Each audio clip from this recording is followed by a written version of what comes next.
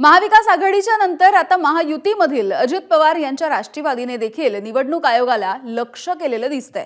पिंपरी चिंचवडमधल्या 10 ते 12 प्रभागांमधील 40,000 मतदारांच्या नावामध्ये घोळ झालेला आहे। उर्वरित प्रभागातील याद्या तपासल्याच्या नंतर हा आकडा 2 लाखांच्या घरात जाणार आहे। निवडणूक आयोगाच्या चुकांमुळे हे सगळं घडतंय असा आरोप करत अजित पवार यांच्या राष्ट्रवादी काँग्रेसनं निवडणूक आयोगावरती प्रश्नांची सरबत्ती केली आहे। एका प्रभागामधील मतदार दुसऱ्या आणि दुसऱ्या प्रभागामधला मतदार तिसऱ्याच प्रभागामध्ये ट्रान्सफर करण्यात आल्याचा आरोप होतो। आता सत्ताधारी घटक पक्ष ही निवडणूक आयोगावरती आरोप करायला लागलेले दिसत आहेत। पिंपरी चिंचवडमधल्या ज्या प्रारूप याद्या जाहीर झाल्या त्यात काय त्रुटी तुम्हाला आढळत आहेत? किती मतदारांचा घोळ दिसतोय तुम्हाला?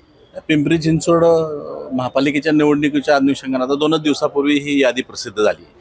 2 दिवसामध्ये आम्हाला केवळ 10-12 प्रभागांचा जर आम्ही अभ्यास केला त्यामध्ये जवळपास 40,000 लोकांची अदलाबदल झालेली चुका असलेल्या गोष्टी आम्हाला दिसल्यात। अजून तर 32 प्रभाग आम्हाला अभ्यास करायचा आहे।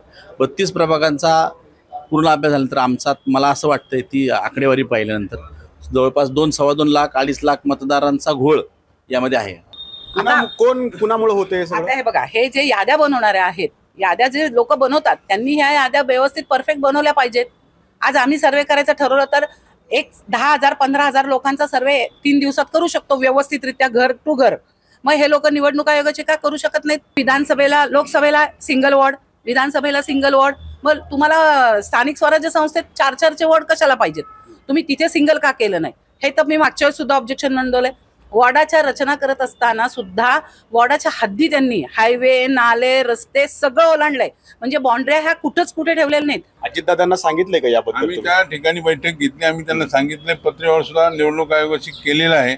आणि याच्यातनं आता एक सोमवारी मंगळवारी त्या ठिकाणी मी परत पालकमंत्र्यांना भेटणार की ही जी काही परिस्थिती अत्यंत खराब आहे ती दुरुस्त झाली पाहिजे। अजितदादांच्या काळावर आम्ही ह्या सगळ्या गोष्टी घातल्या। मागच्या आठवड्यातच मुंबईला जाऊन ही जेव्हा प्रारूप यादी प्रसिद्ध झाली त्याच्यात असं लक्षात आलं की काही मतदारांची नावं महाराष्ट्रातल्या वेगवेगळ्या मतदारसंघात शिफ्ट झालेली। त्याचे काही सॅम्पल्स आम्ही दादांना दाखवले आणि त्याच्यामध्ये त्यांनी ताबडतोब चोक्लिंगम साहेबांना फोन पण केला आणि त्यांनी त्या ठिकाणी सूचना केल्या आणि तिथूनही लगेच मंत्रालयातनं चोक्लिंगम साहेबांनी आदेश काढले कलेक्टर साहेबांना। कलेक्टर साहेबांनाही आम्ही भेटलो, त्यांनी पण ते लगेच पॉझिटिव्हली घेतलं। त्यांनी ताबडतोब त्याच्यावरती ॲक्शन घेण्याची भूमिका घेतली। आत्तापर्यंत जे विरोधक निवडणूक आयोगावरती प्रश्न उपस्थित करत होते ते सत्य आहेत का असं म्हणायला आता या निमित्तानं वाव आहे। कॅमेरामन शैलेश जाधवसह नाजिमुल्ला, एबीपी माझा, पिंपरी चिंचवड।